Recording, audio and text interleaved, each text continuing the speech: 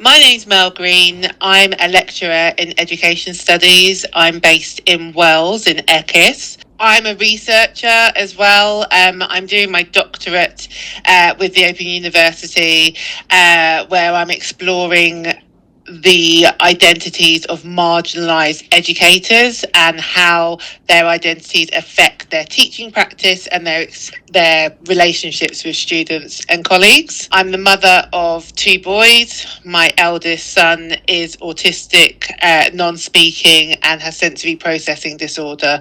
And understanding me as a learner kind of stemmed from my experience of completing one-page profiles and thinking about learner-centred approaches to working towards educational goals. So a lot of my lived experience and professional experience are kind of blurred together, hence why I'm really interested in developing student-authored reflection tools to help throughout their learning journey. Understanding me as a learner, as I've kind of mentioned, stemmed from my experiences advocating for my eldest son. So every year my husband and I would complete something called a one-page profile. So those of you who are in education maybe have heard of one, or it's been called something different, like a child's passport, learning passport. Those are the kind of same things in that they are child-centred or learner-centred, and they focus on the strengths of that child primarily. And so we would complete this for my son every year because he is non-speaking, and we really felt like it gave a starting block for the educator who is working with him to kind of understand what works best. And talking to the program lead of education studies program, we had this back and forth conversation where we felt like, isn't this something that we want to develop for our students? So about 3 years ago, I conducted an induction session for education studies students using understanding me as a learner as a tool. And primarily we were thinking about how students could develop their relationship with their tutor. So right at the beginning of the year is usually the time where you want to tell your tutor about you and who you are. And we felt that this sort of strengths-based student-authored approach was a good one. It took off. Lots of students really loved it. And so then tutors started using it outside of education studies program. And they either embedded it into their module materials, or they made it an activity for students to use. At the Open University, every student studies a module and then usually moves on to another tutor for the next module.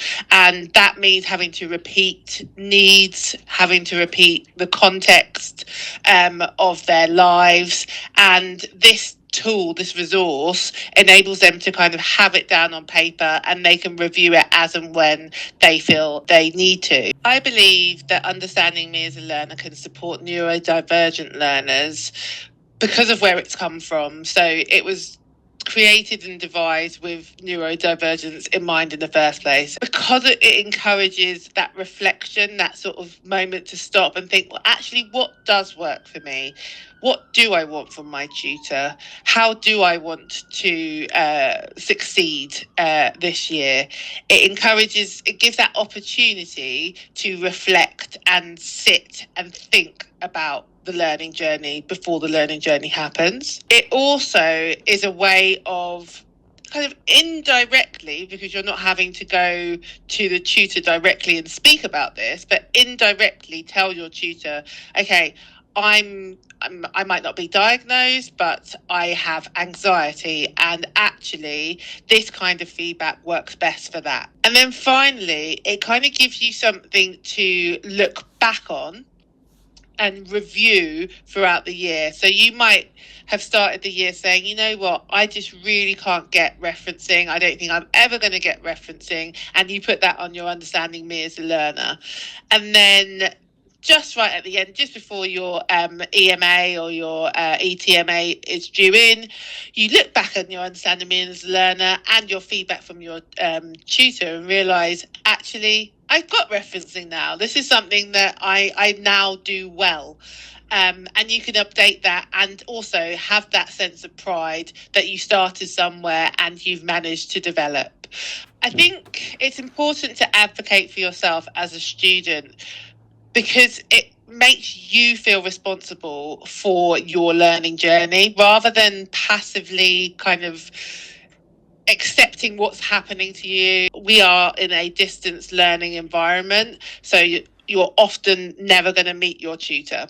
So for you to be able to have your tutor understand who you are, know a bit more about you, know a bit more about your context, it can feel like, okay, this person gets me, and they're not just seeing me as a number, they're not just seeing me as a faceless student, they're seeing me as a person, as a human being, and that can really feel empowering for your learning. So the next steps for understanding me as a learner are to engage students in providing feedback. We want to get some insights into whether understanding me as a learner is as positive and as impactful as we hope it would be.